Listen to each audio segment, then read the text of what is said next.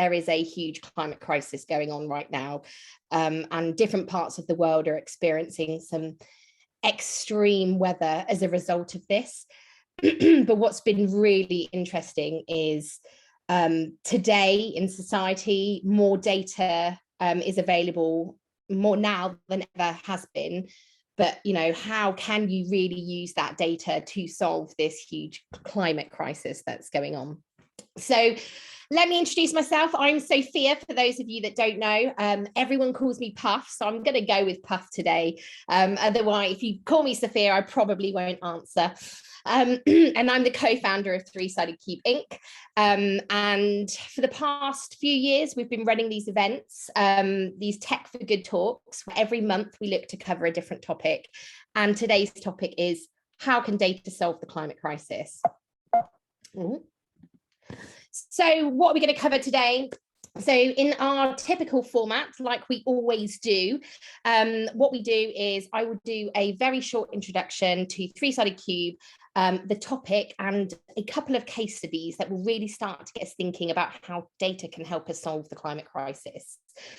But the beauty of these sessions isn't me, it isn't our company, it is actually the wonderful panelists and our co-host Dana, who will be covering some really interesting questions and answers surrounding data. And then what we'll do, I think we've got a series of 4 or 5 questions. Being honest, depending on some of those answers and some of those conversations will depend on whether or not we'll actually manage to cover those 4 or 5 questions. But we'll do our best. And anything that we don't cover today, we will try and look to cover up in a follow-up blog, so we can make sure we don't stop the topic short. And then I will wrap up, and then we will love and leave you guys. We will give you a little promo for the next event. And yeah, hopefully those of you that do want to get in touch with any of our panelists or any of us, do reach out to me, and I can hopefully make that happen for you. So who are Three Sided Cube? What do we do? So our mission at Three Sided Cube is to change millions of lives for the better. Okay, pretty ambitious mission. I know we can do it because we already are. And we do that through designing and building what we call tech for good. So technology that has a positive impact on the planet. So think about anything that can save a life or change a life. And Hurricane Ian being extremely top right now, we actually do the emergency mobile app for the American Red Cross that can help you monitor your location and your loved ones' locations from, I guess, natural disasters, so hurricanes, tornadoes, wildfires, for those in California going into wildfire season. But I think what we need to remember is actually that the technology itself is agnostic. So perhaps more recently, over the past few years, I think, or I personally feel, that technology can get quite a bad reputation, but actually we need to remember that it's not the technology itself, it's the actors behind the technology. And I think anyone in the tech space today does have they have an obligation to make sure that they're using the technology for the right reasons and they're getting the very best out of the tech. And yeah, I think these wonderful webinars, these Tech for Good talks, do a really good job of shining a light on those really positive examples of how technology can be used. And, you know, the power of technology and data is actually quite amazing. And the first case study I perhaps want to touch upon today is from an organization called the Global Commons Alliance. And these guys have created I guess it's what you would describe as a planetary dashboard, like it's a dashboard for the health of the planet, and it's using I guess what they call data journalism, so near real-time data tied up with real data, real journalism stories around the globe. And it's an incredible tool, I think, for anyone working in this space. There is a lot of data that is used to kind of, I guess, pull those insights and shine a light on what's actually happening with the climate crisis right now. It has just had a revamp. I think that revamp went out last week. So if you do have a couple of minutes spare in today, over the course of the next week, do go onto the website earthhq.com. It's a fabulous tool, and I can see that only kind of getting better and better. It was originally done in advance of COP26 last year, and as perhaps a lot of you know, we've got COP27 coming up this year. That's why it's just had a revamp. So hopefully you'll be hearing and seeing a lot more about this planetary dashboard. The next case study is a platform called Forest Watcher, brought to you by World Resources Institute. And this is a platform that allows people to monitor deforestation and reforestation in real time and receive alerts as to where deforestation is happening. So it's using, again, near real-time satellite data by people on the ground all over the world in those really remote areas. It's a piece of kit. It's providing some incredible data and some very credible data about what is actually happening in the reforestation and deforestation space. If you're not familiar with the World Resources Institute, again, I would urge you to go on their website, have a look at some of the platforms that they have been designing and developing with us here at Three Sided Cube. And what I really love about WRI is their focus more recently on sustainable tech. So if any of you are interested in that kind of stuff, feel free to kind of reach out to me and have a conversation about that post this webinar. But enough from me, because you don't want to hear me talk. I'm not the expert in the field. So what I want to do is I want to introduce our wonderful new co-host, Dana Snyder. So Dana is the founder and CEO of Positive Equation.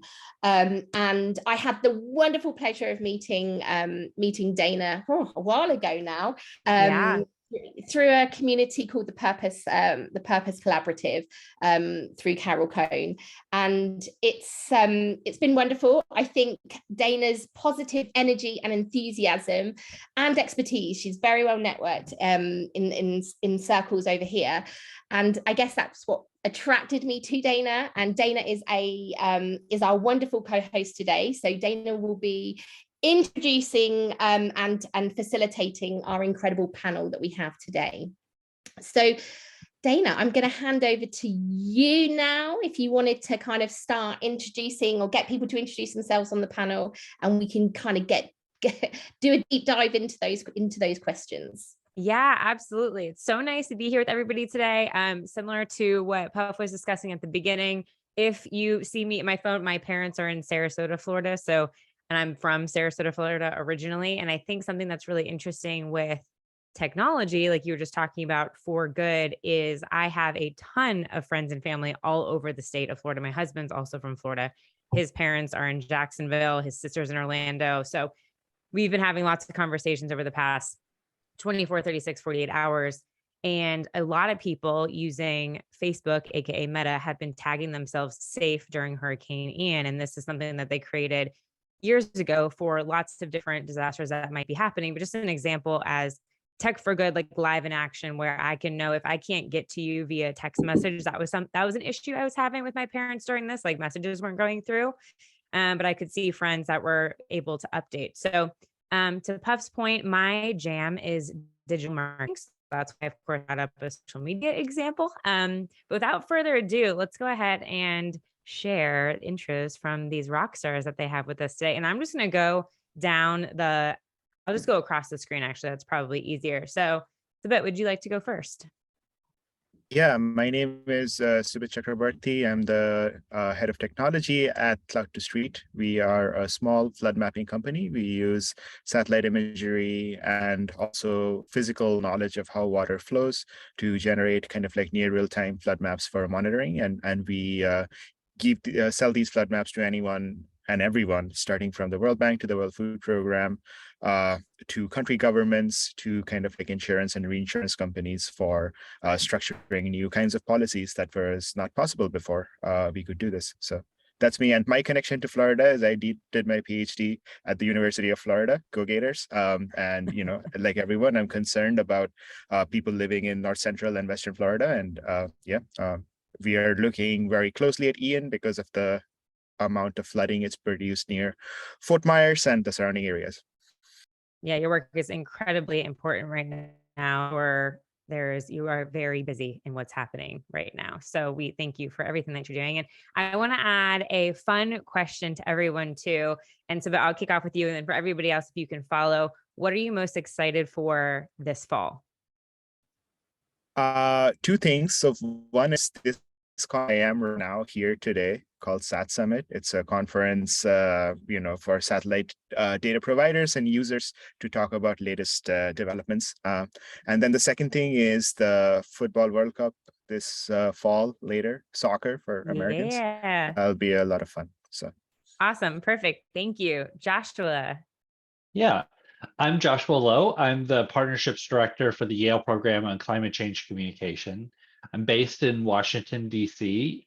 At YPCCC, as we like to call it, we study how people think, feel, and act on climate change in the United States and around the world. And then I help our partners use those tools and data and insights to do transformational organizing and strategic climate communications.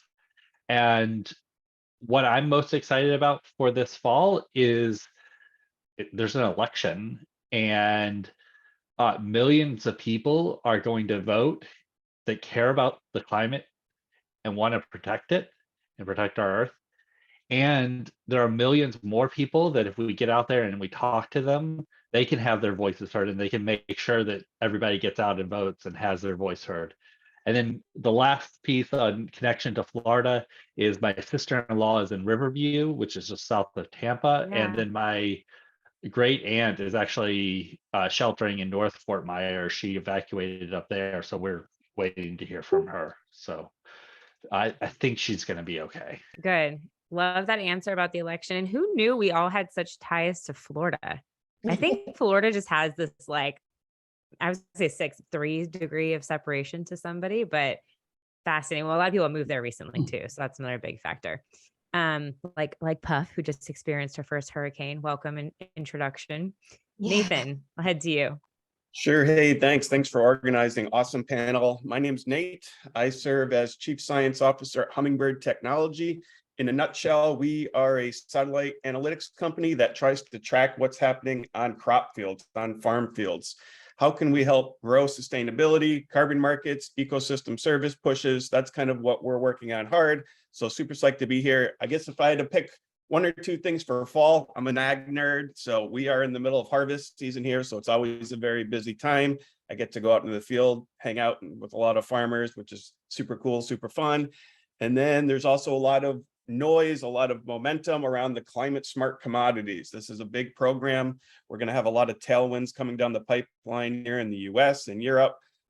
Lastly, I have 3 little kids. We are getting ready for Halloween. We're going to do a big family. We're all Mario Kart, Mario people. That's so fun. That's awesome. Which character are you? I don't know yet. Apparently Luigi, so I have to get a mustache and a big mushroom hat. Yes, I love it. Awesome. Thanks, Nate. Jennifer. Hi, I'm Jennifer. I work for the Data Clinic, which is a pro bono data and technology clinic that is fully funded by 2 Sigma, which is a non-traditional hedge fund. So part of my work with the clinic, I'm a data scientist, and I'm a technical lead in our partnerships with nonprofit and mission-driven organizations. What we often end up doing with these nonprofits and mission-driven organizations is helping them use their data to the best possible use for them. So our use cases totally vary. It's extremely agnostic. In the context of the climate crisis, what we often end up working with organizations on is the intersection of equity and climate impacts. So trying to figure out how to address localized issues that stem from that kind of the crisis that happens when principally vulnerable populations end up kind of at the bottom of the barrel in terms of their service offerings. Already, the climate crisis elevates that. So yeah, we do these partnerships. We run off of references. So if you have a nonprofit or mission-driven organization you'd like to point our way, please do. You can write to me at jennifer.battalato@tsdataclinic.com, and we will respond. We love talking to folks from all over the world.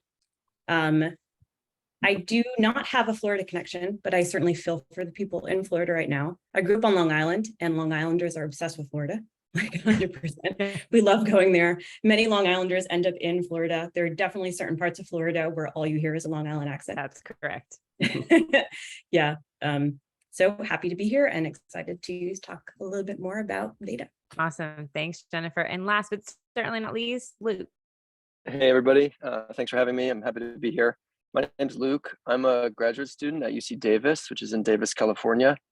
And my research focus is I'm using satellite imagery over the past 20 years to measure changes in land use in California's growing region. The Central Valley is one of the most productive, high-yielding, high-value agricultural regions in the country. And I use satellite imagery to monitor how it's changed over time and then look for drivers and consequences of these changes. So it's really kind of a data-oriented research project.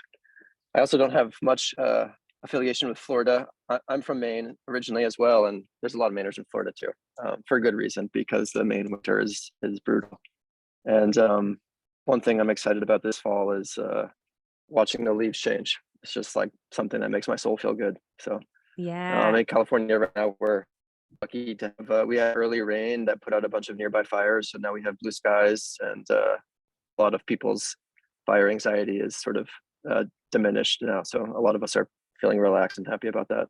Beautiful. I hope it stays that way. I'm in Atlanta, Georgia, and I'm in long sleeves already. It was 47 degrees in the morning. So fall is here. It has arrived. Leaves are falling. So my husband's excited, not excited for yard work. But let's go ahead and dive right into the first question. And Luke, I'm just going to start with you. And then if you guys want to do kind of popcorn and just jump in for the question. But Luke, what software or technology is your organization utilizing to really get the data that you need to do the work you do? Yeah, so UC Davis is a big institution. There are lots of different softwares and technologies being used. In some cases, we even generate funding to make our own data. We might go and take, environmental sciences setting, we might go and take soil samples, water samples, plant samples, tree cores. We might make surveys. We can generate a lot of data, but I'll speak more specifically about my project where I am using pre-existing publicly available data sets. Most of them have been made by the USDA or the California Department of Water Resources, for example. And typically my workflow is to examine satellite imagery in a software called Google Earth Engine, which is like Google Earth, but has a coding kind of interface where you can manually build algorithms. The software also is hosting tons of data, just a kind of unfathomable amounts of satellite images. All of the land archive is in there. You can ingest it with relative ease without downloading it onto your own machine. Do some processing, computational stuff on that, kind of examine different types of land cover. You can do change detection in that. And once I've generated some kind of data from that, and it's in a size range that will work on my personal computer, I'll typically export it, and then using a software called R, which is an open source kind of science focused statistics and data analytics software. It has some similarities to Python. It's better at some things than Python, and it's also worse at some things than Python. But most of us here at Davis we're using R for our kind of data analytics. Maybe I'll popcorn it to Subit. Yeah, so I was going to say, I see you nodding your head and similarity. Do you use some of the same tools for flood research? We use some of the same workflows that Luke was saying, but we can't use Google Earth Engine because we typically have to work with near real-time satellite imagery, which usually takes a few days to get into Google Earth Engine. What we do is kind of like our own systems to pull down imagery from NASA and the European Space Agency. And we also task private satellites like Capellus Place, Planet, Umbra, ICEYE, and we get that data, and then we have kind of like our in-house, machine learning models. We typically use convolutional neural networks to segment water, and then the latest thing that we have kind of like developed right now is, obviously satellite data is affected by clouds, as everyone here will probably know. So what we do is we incorporate some hydrologic states from land surface models, which are essentially like physics-based models of how water flows. And we use that to interpolate between consecutive satellite imagery. So we have kind of like a continuous 4-hour updated record of like where water is, which is, super interesting. So. Wow, that's fascinating. Yeah, that's amazing. How about you guys, Nathan or Joshua? Go for it, Josh.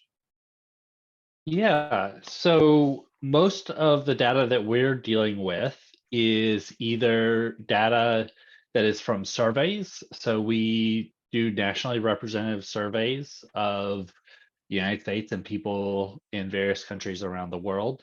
That is working with survey providers and survey companies to actually do those interviews, oftentimes online. We've also had a partnership with Metadata for Good.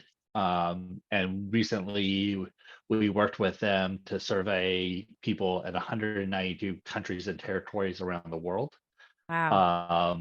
Which is just over 100,000 interviews. And what that allows us to do is really, which is where I come in, is actually understand where people are at, so that we can then figure out how to communicate with them, meet them where they're at, and in some cases educate them about why they're experiencing this extreme weather, or help them take action in a way that is meaningful for them. So after you get the survey data and you have the information and you're looking to personalize that communication, how does that communication normally happen? Yeah, so it depends on the partner. So for example, we are partnering with Interfaith Power and Light. And so they are working to turn people out this election season, and worked in 2020 to do that. They're engaging faith voters who are likely to be alarmed about climate change. That's part of our 6th America segmentation analysis. So these are people who care about climate change, who are worried about it, think that it's happening now.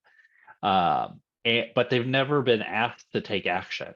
And so many of them may not vote this fall unless somebody asks them and reminds them that there's an election.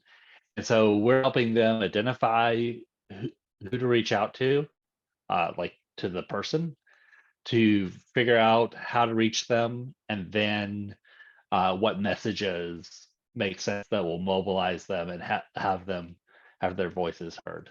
And that, that varies across partners. So, we had a partner at UC San Diego, the Birch Aquarium, and so they were using our insights to help design an exhibit for the little blue penguins, which are the most adorable little birds. And so they're becoming an ambassador for the Southern Ocean. Yeah. And we know that having a conversation about climate change is one of the most important actions any of us can take. And so they're using those little blue penguins, these adorable, cute birds that they're size of a burrito, to inspire people to have conversations in their day-to-day lives with the people that they care about. And we know that that's going to have an impact because of our experiments and because of our surveys. Maybe that should be a Halloween costume, and then people would be able to be like, what are you? And then you could talk about it, and then you'd be expanding on climate change. Yes. Well, and what more adorable costume than a little blue penguin? Exactly. Look it up. They're so cute. I love that. Thank you. Nathan, did you have anything to add, or we're happy to jump to the next question? I'm just watching our time. Yeah, no, the only part I'll add is if you're kind of a graduate student or an undergrad and you kind of want to get into some of the space, I would definitely encourage everyone to learn a little kind of open source tools, open source coding. We're a Python shop. Just the sheer volume of data coming now, you really got to have some good skill sets, and no one person is an expert in all these things, but having a little bit of knowledge around Python and cloud software and Stack and Cogs, that's super valuable for handling all this data. 10 years ago, you kind of had to buy one scene of Landsat. Now we have petabytes of data flowing down. So having ability to kind of slice and dice all that data is super valuable. Awesome. Jennifer, anything to wrap us up on that?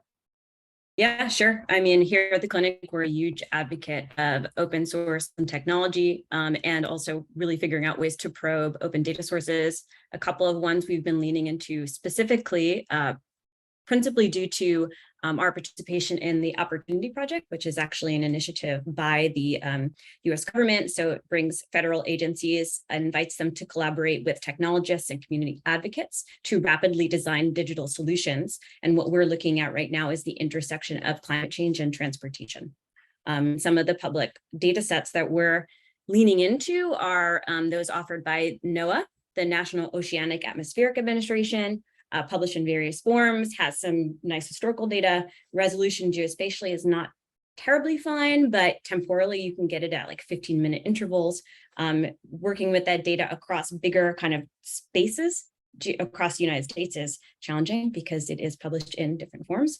But we also are leaning into the General Transit Feed Specification, GTFS, to help inform us about different routes, either fixed transit, but also bus routes, which is actually super difficult to work with because there are all sorts of conditions that happen at street level that are often not recorded, right? So you have to figure out how to find a data representation for how weather impacts people's movement through space and time when you have these severe weather events.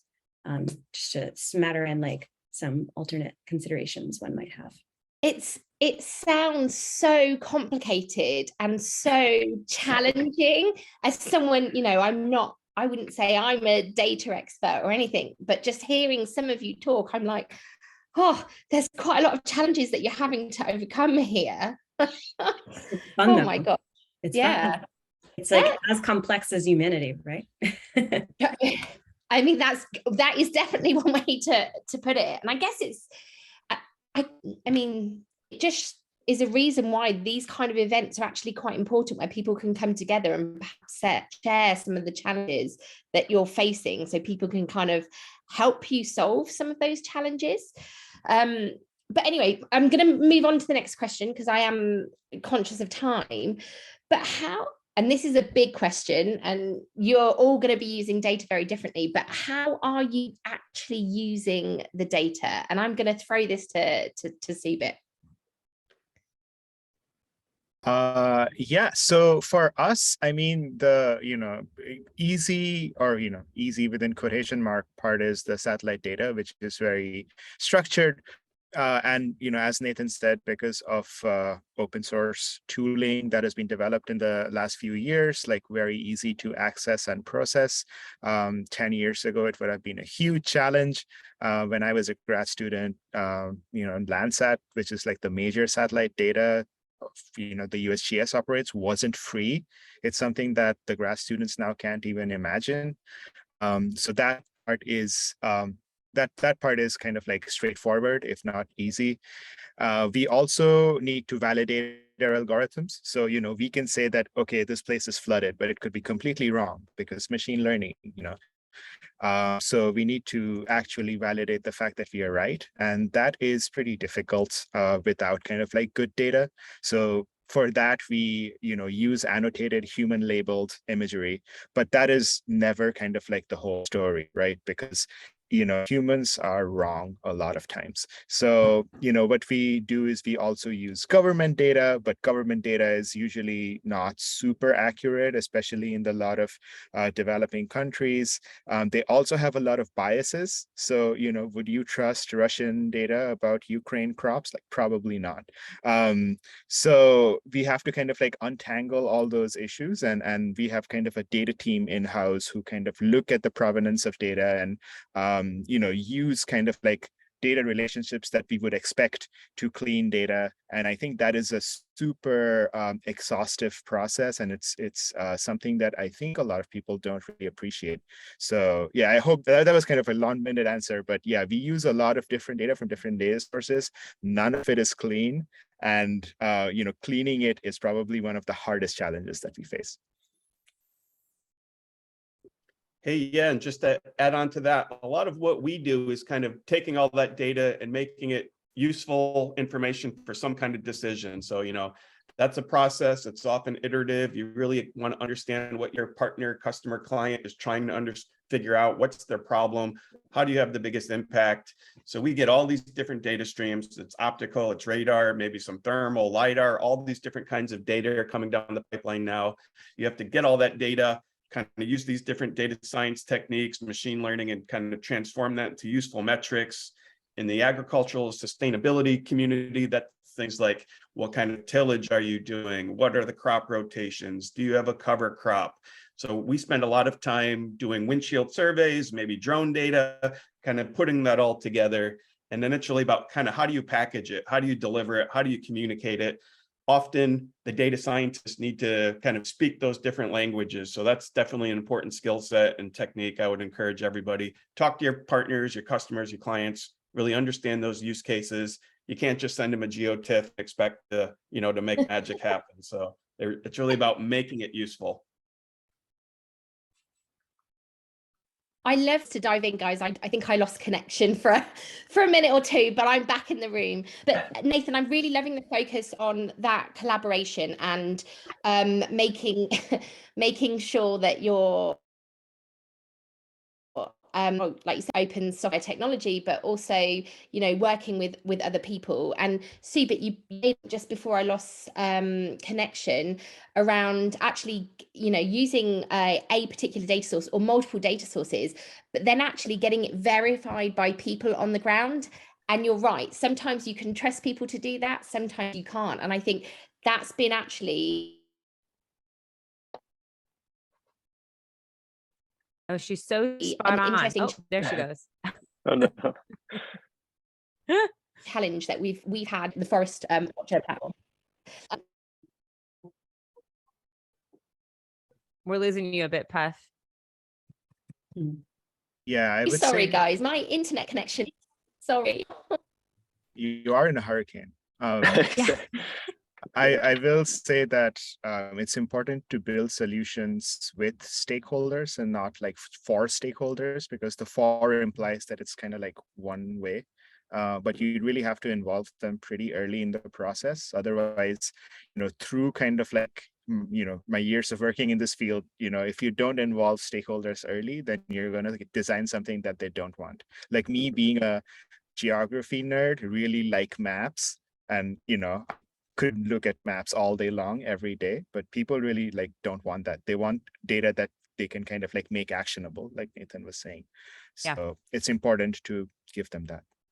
Yeah, that's really interesting. I want to talk a little bit, this is not a question, but just based off of what you said, and I think this could be relevant for all of you, but when you are presenting to stakeholders, the visualization process that makes it, that answers the business questions that somebody that's not in the weeds might be able to understand. How do you work on communicating that? Are there certain visualization tools that you utilize in all different spaces? And I guess, Joshua, I'll pass it to you for this.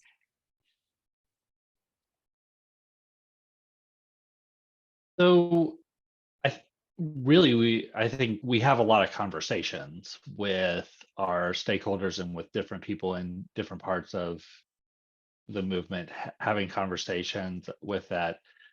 We are big fans of maps.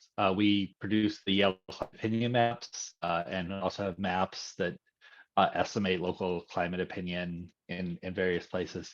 And that has, I think, been helpful, but oftentimes that is most helpful when the partner or the stakeholder is walking through that map with you, so you can point out where Absolutely. there are opportunities and why there are opportunities there, or why this matters in a local area. And that's a conversation that I have several times a week. to take this data and try to help people make meaning of it in a way that they can take action in their jobs or in their work. And there's so much data, and how do you take that, put it into a story that makes meaning of it? And we sometimes, like, it's easy to make mistakes when you're doing that. You can see something on a map, and if you don't understand the context, Right. you can make the wrong strategic decision that seems right, as logical, but if you don't understand how the decision's being made or how some of these other parts of it, then you can make a mistake. And people have done that with our data before. Yeah, that's where the So conversation really comes into play, and having somebody there who understands where the data came from, what the data is, if there is areas missing that aren't providing a full picture. And I see Jennifer shaking your head. What do you guys look for when you're in terms of presenting with nonprofits or people that you're working with for visualization? Yeah, I mean, so it kind of comes down to figuring out what's actionable and what's a representation that resonates with whatever you're trying to accomplish. There's like a bigger question embedded in here, which we grapple with, which is, what is the definition of a neighborhood? Because statistically or administratively, what you might see as your neighborhood or what might fall within your gambit often doesn't match up with the way it's designated by the census, which is, I would say the most widely available kind of shape files that you can access. So kind of that aside, that's like a whole different conversation, is how you can kind of cluster and redefine a neighborhood. I spend a lot of time walking our partners through like the different available census geographies and saying like, well, this is a census tract and this is the definition of it, and it's small. And then this is like a sub-county level. So bringing them kind of through and trying to figure out, well, when we align this area with the metric, right? So, and you're going to pick through this in the future, what can bring you that level of action, right? So it's kind of like figuring out, it's almost like figuring out the most relevant territory for something, because folks can often be drawn to like a county, but county is actually really big in a lot of places, and it's not fine enough. You're going to wash out a lot of really interesting statistics if you do it like that. So you're finding them sort of thread the needle, and we'll offer up alternate versions of visualizations often, and we'll be like, okay, well, if you drill down here, we'll try and get them to articulate use cases. So like, what conversation do you have? How would you want to influence that conversation with this? We also have pretty strong opinions at the clinic about like palettes and colors, and always, on a more of like an accessibility note, making sure that you choose a color palette that's caters to folks who are colorblind, right? Or things like that, because that's actually a really easy thing to overlook, that folks often overlook, like red light, the red light, green light. It doesn't fly for a lot of folks. Like, they can't differentiate those colors. So with Chloropleth maps and staff, we try and like make choices that are super inclusive in terms of our designs. That's a really great point. Yeah. Puff, it looks like you're trying to say something, but I think you're frozen. Puff, if you can hear me, it might be better if you turn off your video. Maybe audio will be able to come through. But just to continue, Nathan, Luke, do you guys have anything to add guys. to that? Yeah, I'm kind of old school, so I like to kind of have a mix of maps and graphs and figures and anecdotes. I like to use case studies to kind of illustrate the process, because a lot of times we might be talking about one field, but what happens when you scale up to, 1 million acres across the Corn Belt? So kind of that spatial and temporal scaling process can sometimes be tricky for people to wrap their head around. So again, I'm old school. I like contingency tables, scatter plots. Often I'll share a notebook and kind of walk through the code blocks a little bit. It's a little bit of a buzzword, but a lot of people like dashboards where there are different metrics that kind of show, the performance. So it's all about kind of the standard accuracy metrics, and each industry kind of has their own. But it's really, you want to be transparent, kind of walk through the process so they really understand. And a lot of times that final product might pivot a little bit or might evolve, based on that process. So being transparent, walking the partner through kind of the process. To me, those are kind of the old school tools that really make and help make an impact. Yeah, I agree with really everything that's been said. I just reiterate that there's tons of data out there. There's tons of types of data. But I think the best use cases, the best questions are the ones that come from a place of listening first, of being participatory, asking questions and listening. And that allows, data users or researchers to really, ask the right questions and utilize the data in the way that's most relevant. So there's still far too many cases where data is sort of a top-down, knowledge-driven approach. And I think that's kind of a shame. So yeah, I think something that's interesting that you've all pointed out with a bunch of different facets of the visually showcasing the data that you have is, I think it all depends also on who you're talking to, who is the audience at hand, and how do they learn possibly, or how do they best view data. Somebody might be great with a video explaining what somebody is very chart based, right, with those data points. And depending on, somebody might see the video and be like, totally understand. Yes, I'm on board. But if you showed them the graph, they'd be like, I don't know what you're talking about. So I think that's really interesting too, is figuring out when you're in the room, if you can ahead of time, trying to figure out, engage, I'm going to provide multiple visuals of maybe one thing, because maybe somebody will see it in one case versus something else, which could be really important when there's decision makers in the room for budgets on things or making big decisions. So I just think that's really interesting from the visual standpoint. I'm going to go ahead and jump into the next question. And that's around, what is the biggest insight around utilizing data that you can share here today? And I'm going to kick off with Jennifer. Oh, goodness.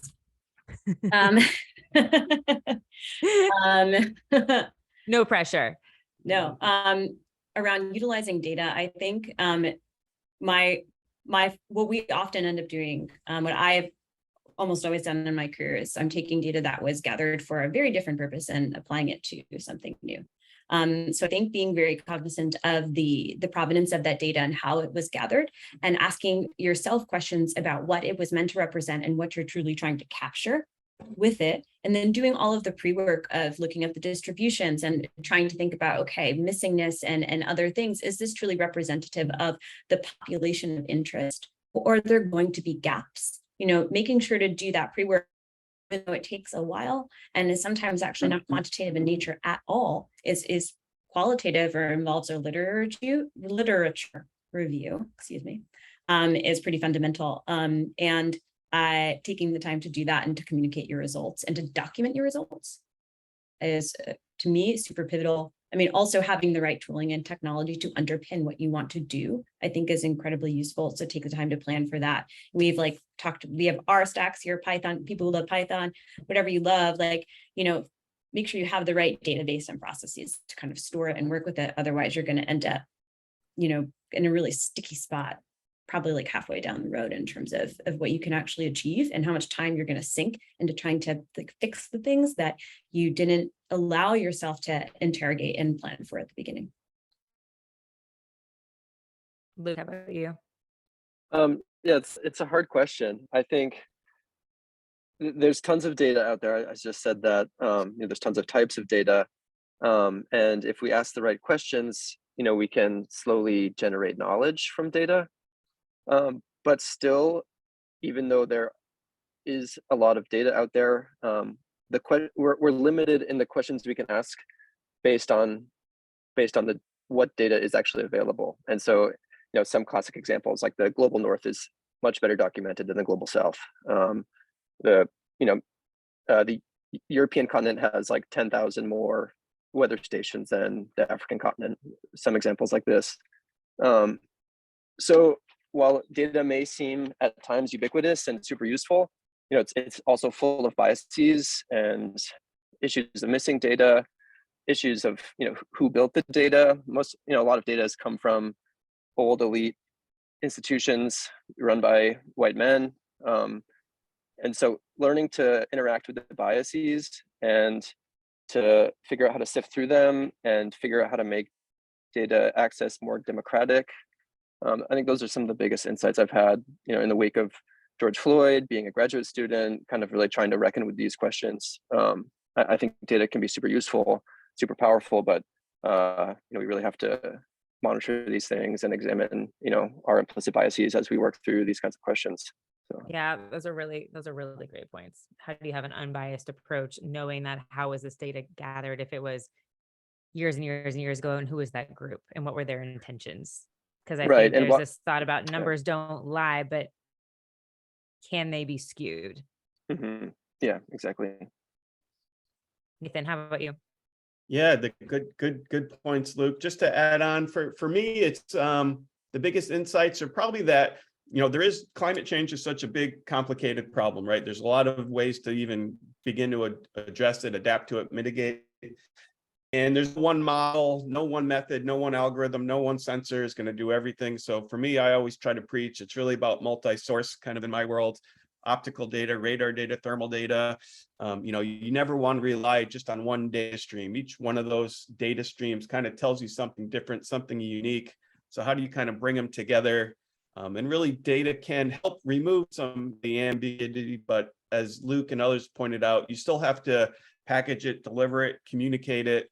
And it can't be a black box. You got to have transparent, robust training data if you're doing a lot of the more advanced deep learning type of techniques. So really just no one approach is going to fix everything. So multi-source is the way to go. Okay, and I think that's a really good theme there. So collaboration is important in personally, I think collaboration is important in anything that we do, but it should be exactly the same with data. And I remember I popped to New York last week for Climate Week, and actually attended a really good talk where people were talking about data and the importance of it, but actually you need these storytellers that can tell a story with this data. I say ordinary people that perhaps aren't so close to that data can actually understand what's happening and what's going on. So I think that's really important. Sorry, guys, my internet is unstable, and that is because I am in Florida. Hurricane Ian, as much as I think we're over the worst, I think I'm still experiencing some technical difficulties. But good news is I think we've got that final question, and it is a big question. And that question is, what potential does data have to solve the crisis? And we've only got a few minutes left, and we've got 5 of you. So I'm going to start with Joshua, and then we can work our way around the room. Yeah. So I'm amazed by the wonderful science that my colleagues on this panel are doing. And that is absolutely critical for solving the climate crisis. What we also need is a movement of people that can build the public will and the political will for climate action, so that y'all have customers, and so we get the right policy, you get customers, and we are building those solutions. To do that, we need people to know where people are at on the issue. Are they alarmed about climate change, or do they need education, or are they hostile? And data can help us listen to people at scale. So we can meet people where they're at, have conversations with them, ask them to take action, ask them to get educated, and build a movement of people that are implementing all these solutions that my panelists are talking about, and building that public and political will for climate action. And we know that most people are supportive of policies, but many people have never been asked to take action. They've never had a conversation about climate change. And that's the real opportunity, is to use data to tell stories, to figure out how to meet people where they're at and build a movement. Very strong words there. And I definitely agree and get behind that, because again, you kind of go back to Nathan's point about that collaboration, but building a movement is something I can get behind. I'm going to jump to Luke now. Sure. Yeah, that was a great answer. I don't know if my answer is quite so good. I'll speak more to kind of the like specifics of land management, which is sort of what I'm researching. And the idea is right to use data to generate insights, which then use to tell stories. But the point is to test different management strategies and assess their outcomes. And that way we can figure out which land management strategy or which resource management strategy has the kind of optimal outcome, the outcome that we wish for, and then use that for the kind of buzzword, academic buzzword is science-based resource management, right? Which is maybe the preferred method instead of like financial-based resource management. So that's sort of one pathway I see it. So I really think of data as not a solution, but a tool. The solution lies in outreach and policymaking and education. So. Amazing. And the phrase was what? Science-based resource management, Luke. Yes. Yeah. Okay. Fantastic. I've taken that down. Yeah, spread the word. Spread it around. quite a phrase. What about you, Nathan? Yeah, sure. Just to add on the academic buzzwords and everything, we would probably call it nature-based solutions. I think that bucket of things can, have the same order of magnitude as electric vehicles or energy efficient buildings. So it's really going to take an all hands on deck, a lot of different solutions and innovations out there. And I wouldn't say we're going to solve it, but I think agricultural sustainability can certainly be part of a solution there. And the data, for me, it's a way to measure it. I mean, you need metrics, you need to measure, are you making progress, or what's the trend? So data is a way to make something measurable so we could track outcomes, track impacts, which is really what it's all about. And it's no longer about, is it jobs versus environment? That's kind of the old way of thinking. We really want to find win-win solutions. And, I'm sure I'm biased, but I think agriculture can help cut across a lot of these sustainable development goals: poverty, nutrition, environment. So it's really about finding win-win solutions, and data can help measure what ones are kind of most impactful. And at the end, we want these bigger public-private partnerships. So kind of we help everybody kind of make an impact here. Amazing. And what about you, Jennifer? Yeah, I spend a lot of time thinking about this. And I think the word crisis is really interesting in the context of talking about the climate crisis, because the manifestation of what it means to be in this moment is so different, depending on where you are and your status in society and how cushioned you are from even being, affected by these things. For some people in the world, the climate crisis is extremely acute. And for others, it's very easy to turn away from that. And I think that runs against when we think of an emergency situation where you think about diagnosing a problem, like think when you go to the doctor, there's a checklist of symptoms and you've got them or you're not. And so a lot of us don't have those symptoms yet.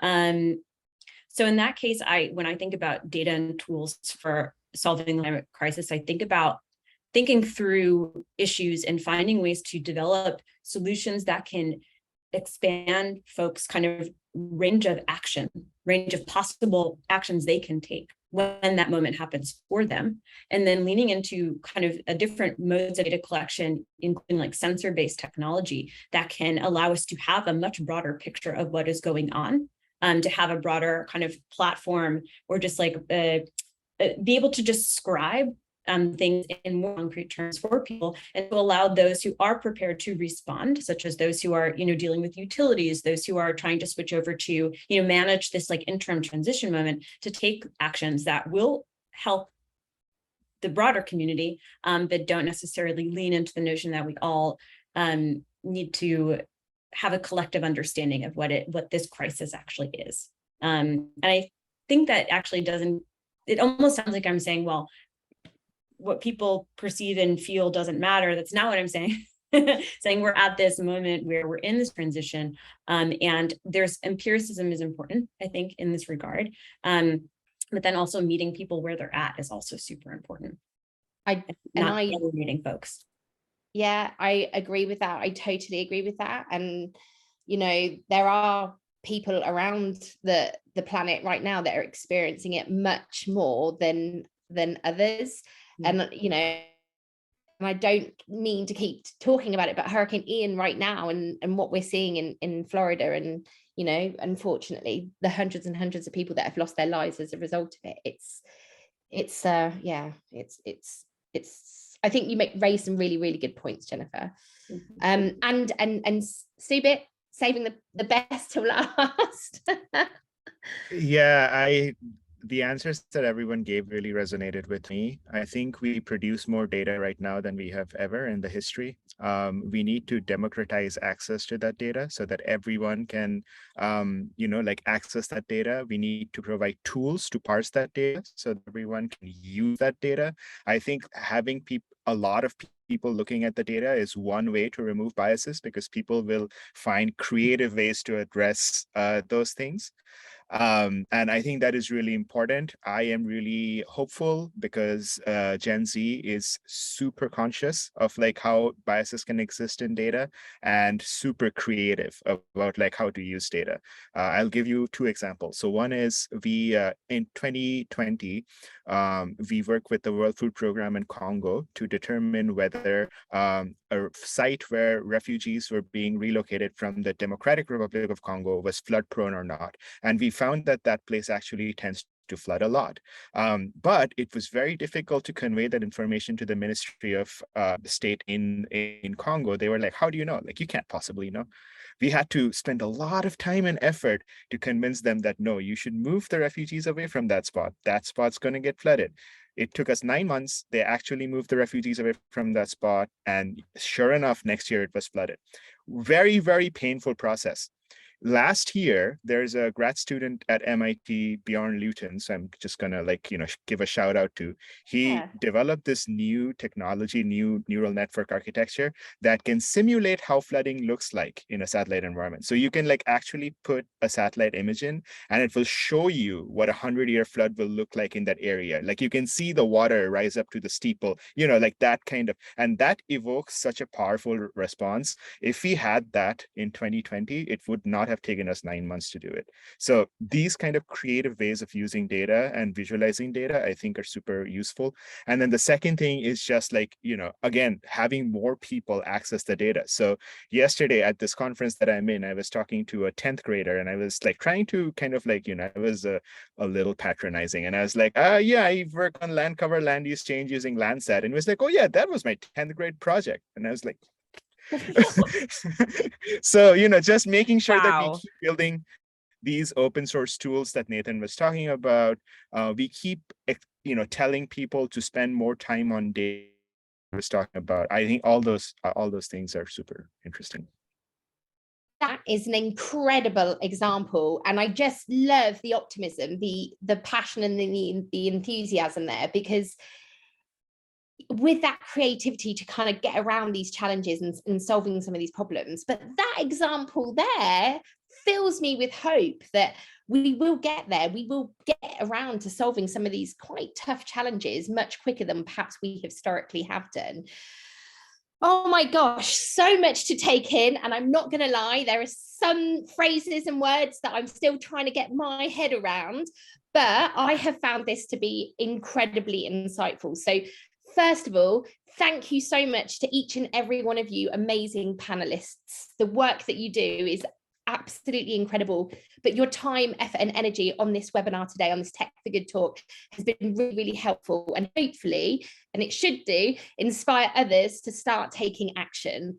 And I'm going to quote Joshua here in terms of building that movement, because I want that optimism, I want that focus and I guess also what you said, Nathan, in terms of bringing people together, that collaborative effort to build a movement around this stuff. That's what needs to happen. And Subit, that optimism has really kind of made me feel quite much more positive after the past 24, 48 hours. So thank you very much.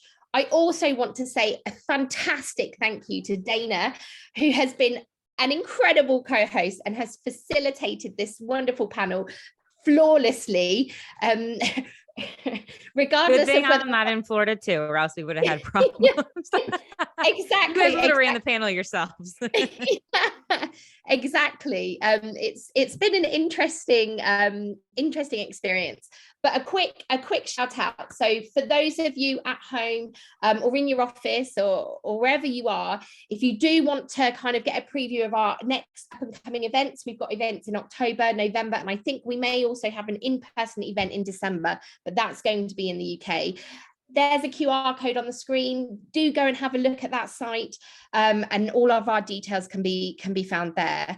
Now, if you do want to get in touch with any of us here at Three-Sided Cube, Dana, or any of our wonderful panelists, you can reach out to me at puff, so that's PUFF at 3, and that's the number 3, sidedcube.com. And I will happily follow up and make sure that I can put people in touch with whoever they need to get in touch with. But thank you very much, everyone, for your time, effort, and energies on this webinar. And I'm wishing you a wonderful rest of your day, and hopefully we can start building more momentum behind that movement that we need to make happen. So thank you very much, everyone. Thanks, everyone. Take care. Yeah, thank you. It was fun.